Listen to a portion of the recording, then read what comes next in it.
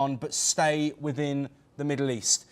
The Israeli military confirmed on Saturday that a projectile was fired from the Gaza Strip towards Israel, reportedly falling in an open area without causing injuries. Amid growing international pressure over the humanitarian crisis in Gaza, Israel has agreed to allow foreign countries, including the UAE and Jordan, to conduct airdrops of aid into the enclave starting this Friday. The move follows mounting concerns over widespread hunger and malnutrition, particularly among children. World Central Kitchen, an international relief organisation, has resumed operations in Gaza after a pause last year due to the deaths of workers in an Israeli airstrike. Despite criticism of aid drops as an insufficient aid method, aid groups continue to warn of a worsening famine in the region, with more than 100 reported deaths from malnutrition.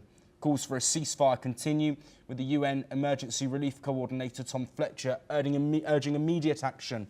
Meanwhile, Israel and the US are reportedly exploring alternative options to secure the release of hostages as talks with Hamas break down.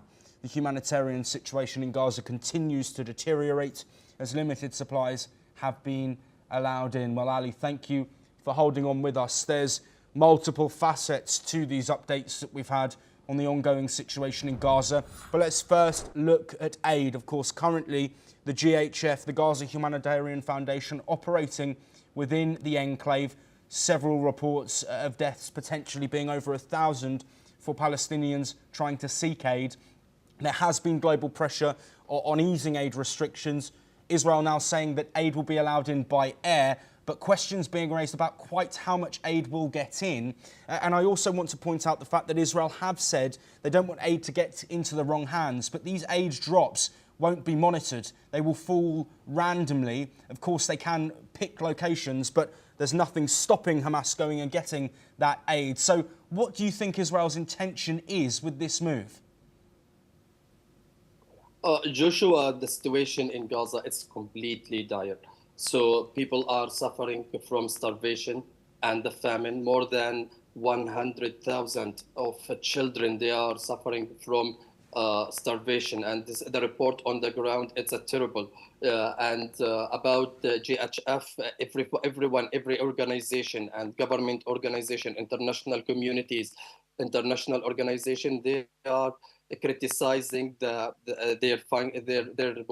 behavior and their work on the ground. While every day we are hearing from the report that more than 100 civilian and whose pursue for humanitarian aid have been killed by Israelis fire and by the GHF. And we have witnessed several of footage on the ground how the army from the security army.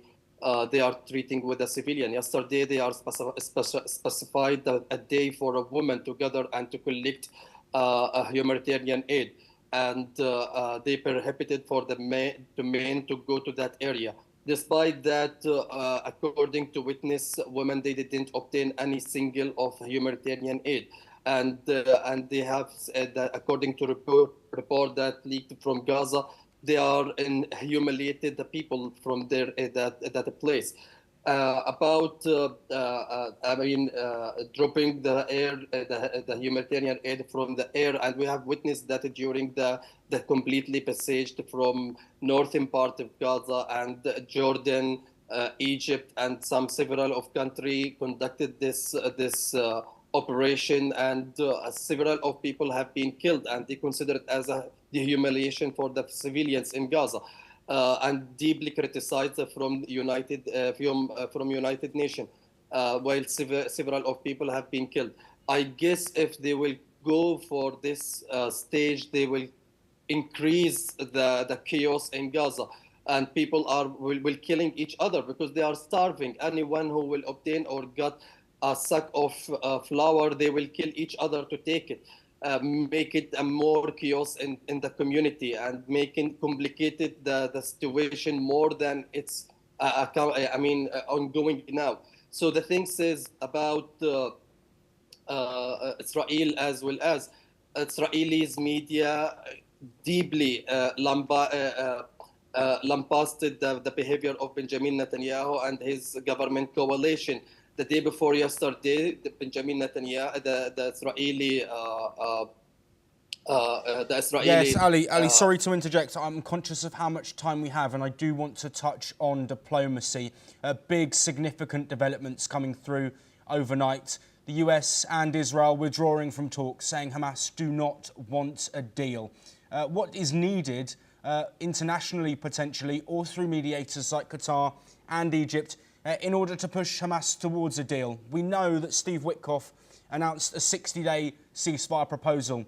Israel said yes, Hamas said no. Talks have been going for weeks. There was optimism from both Israel and the US, both Benjamin Netanyahu and Trump talking about a deal being close. From their perspective, Hamas is the thing holding that deal back. At what point does humanity come before Hamas's aims? Joshua, the delegate, but let me complete this point. The day before yesterday, the Israeli delegation have been left Qatar during the 18 days of indirect negotiation. Israeli media have been deeply lambasted the behavior of Benjamin Netanyahu.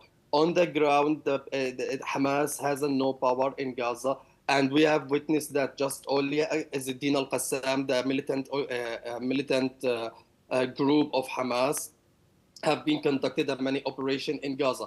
It's not about who said yes or who said no about the negotiation and to continue solve the crisis in Gaza. International community called for a ceasefire, and not only for truce, for temporary ceasefire, for complete ceasefire.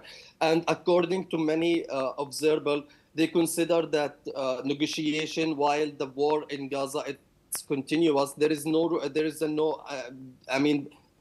glimmer of hope. Should be the fighting stopped and the ceasefire have been conducted, and then after that, the negotiation has some progress.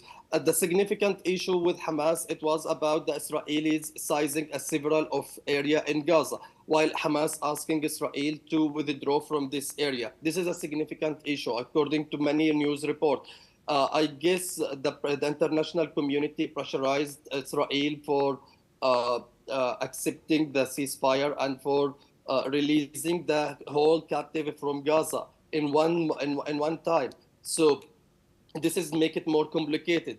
About the releasing 10 of hostages from Gaza, everyone accepted, even Hamas accepted. But the significant issue, it was about the area that Israel seized in Gaza, when it will withdraw. It's not about. It's also about applying the negotiation and the term of negotiation. While Benjamin Netanyahu, he's not accepting. He's continuously saying we have a right to resume the war at any time. Hamas want guarantee to stop the war, want guarantee to apply the negotiation term. But Israel also denied this kind of this term. This is one hand. On the other hand, we have witnessed several of Israelis, prime minister, they are flaunting with the famine in Gaza, flaunting with the Israeli policy on the ground. That's complicated the situation, which make the international community frustrated from the Israelis' behavior.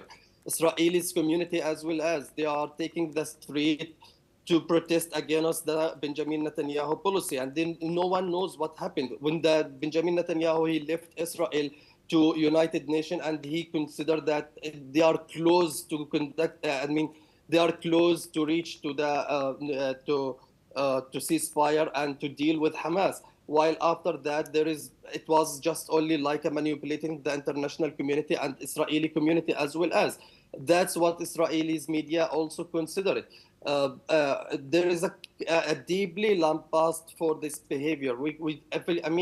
There is no glimmer of hope. Benjamin Netanyahu is playing in time, and he's trying to buy time more.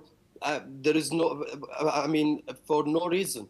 This is a significant issue. Why? Civilians in Gaza, they are suffering from that. They are only the casualties from this war, and the civilian who's suffering. The 1 kg of potato or tomato, 1 kg, it's $50. Can you imagine 1 kg? And it's not available in market. Make it the situation more terrible on the ground. Civilian, there is no supplies. Ali, there is no. Yes, we of course understand the situation on the ground is difficult. Diplomacy now stalling as well. Both sides in this war suffering with hostages being held in Gaza still by Hamas, and of course a civilian situation on the ground, which many experts saying it is a famine with deaths now being reported because of hunger. A difficult situation. Ali, thank you so much for providing an insight in this discussion. We will of course continue to monitor all of the developments that are